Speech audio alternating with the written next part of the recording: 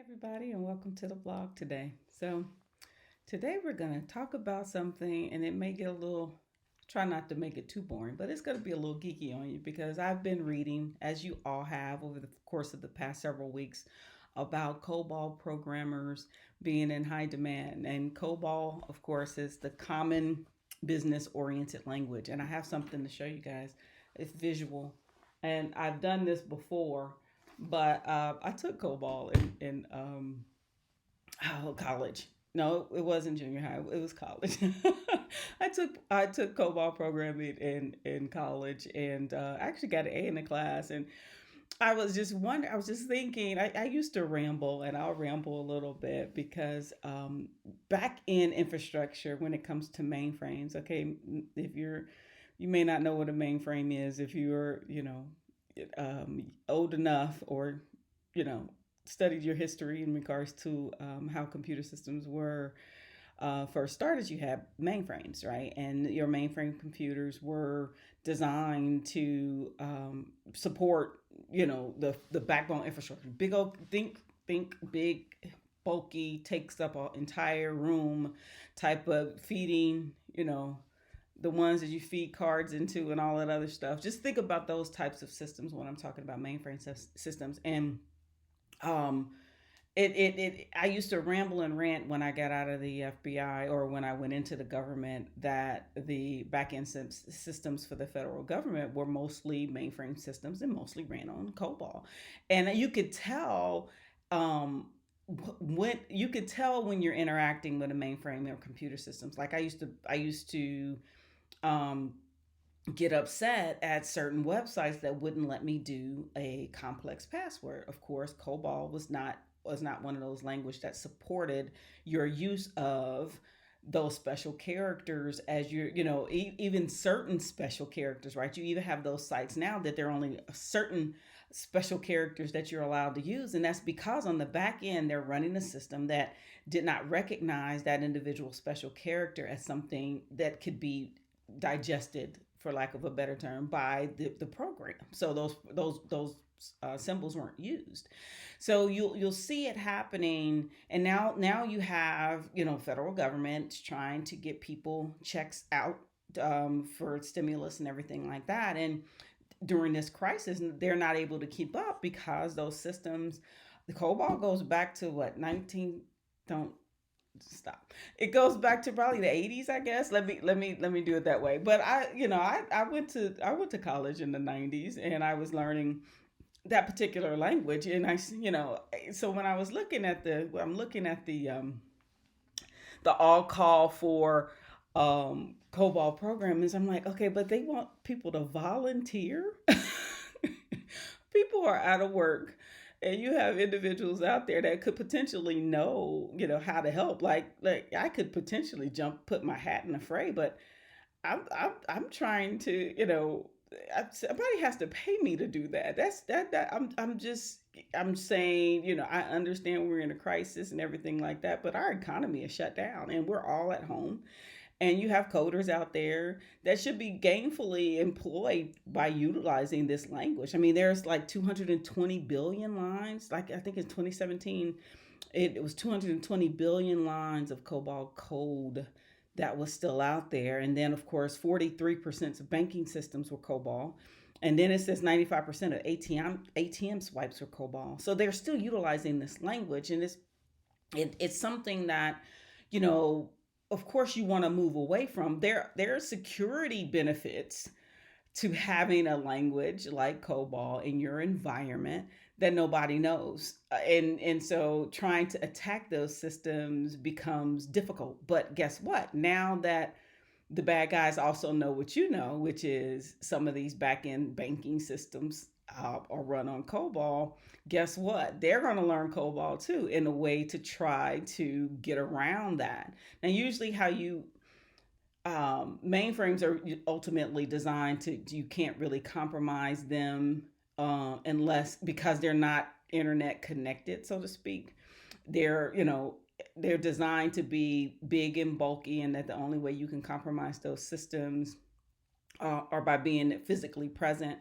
And again, as you transition from a very secure language because it may not be accessible, or you may not be able to get in through that mainframe. You may get a database, but maybe not to the mainframe off of these systems. Similar to, why you hear the dot matrix printers go when you get on an airplane. It's like, okay, so those back end systems are so old and archaic. Yes.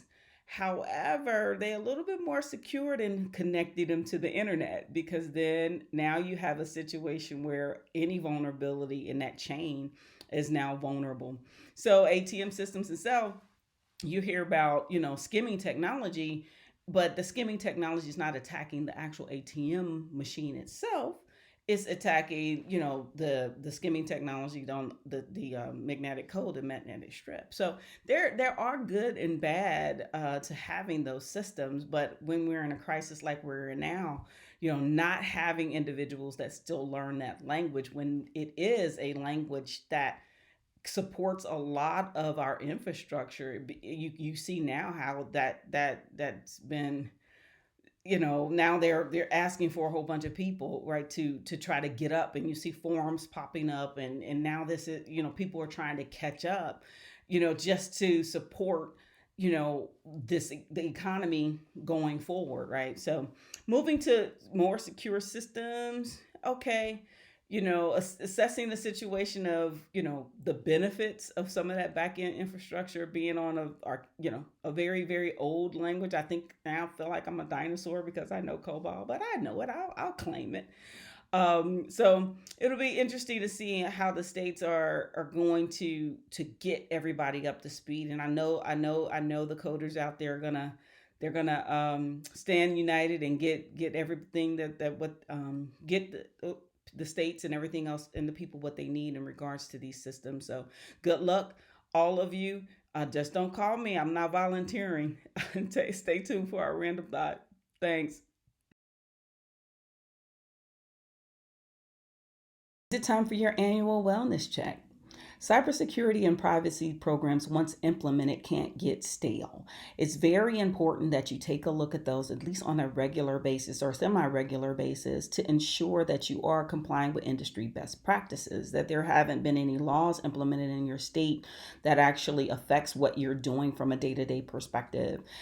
Whether it's, trying to figure out, do I need cyber liability insurance, and what kind of insurance should I purchase? So it's very important to take a look at those programs. If you need a wellness check, please reach out to the cybersecurity law firm of Texas for help. Everyone, okay, so random thought for today. I was looking at Dr. Fauci. I think it was an article in Politico, one of them. It doesn't matter. And they were talking about how Dr. Fauci was saying that eventually he could imagine that a time where people will have to carry these medical ID cards to say they don't have the coronavirus. There are so many privacy concerns with trying to do that. I understand we're in a pandemic. I understand this is unprecedented, but this is not a time to go towards some of these ideas that pretty much infringe on people's liberty. I mean, what other medical illness or non illness that you have that you actually have to have an ID card for? I don't agree. And I can see why people are saying that. And in the heat of the moment, as we now try to get to opening up our lives again, but I just think it's going too far. I mean, I've read some things about, people being watched with drones, and it's just, don't lose sight of your own privacy right in the sake of emergency. I mean, or pandemic, or because you're panicked. I don't feel like it's a good idea. It's dangerous. That's basically what I want to say. This is a dangerous step to try to answer a question that we really, at the end of the day, it doesn't matter if we all wear bracelets or not. That doesn't mean there's just not going to be some other pandemic or some other emergency that's going to, cause something else to happen, because we're humans. We can't We can't anticipate what Mother Nature's going to do. And for us to now try to encroach on people's privacy rights just for the sake of our own personal level of comfort, I just it just rings it's dangerous to me. So we'll see what happens. Well, I hope, Dr. Fauci, I hope you're wrong. I know you're not watching my blog, but I hope you're wrong. But and again, we'll see. I think these are some strange times. Take care of yourself. Talk to you soon. Bye bye. Thanks again for listening to the Breach Whisperer blog, sponsored by the cybersecurity law firm of Texas. Don't forget to like this post and subscribe to our channel so you can get updates of when we post new things on our channel. In addition, spread the word for me, right? Let's get out there and tell a friend, and so they can all become paranoid cybersecurity and privacy people. Don't forget, if you would like to connect with me on socials, you can connect with me on Twitter at Mary N. Cheney. Use my middle initial always. For my nonprofit, Minorities in Cybersecurity, that is at Mike Leadership, and Instagram and Facebook at MN Cheney Law. And you can find me on LinkedIn just by searching for my name. So if you're interested, connect with me. Thanks again. And just remember, awareness equals knowledge.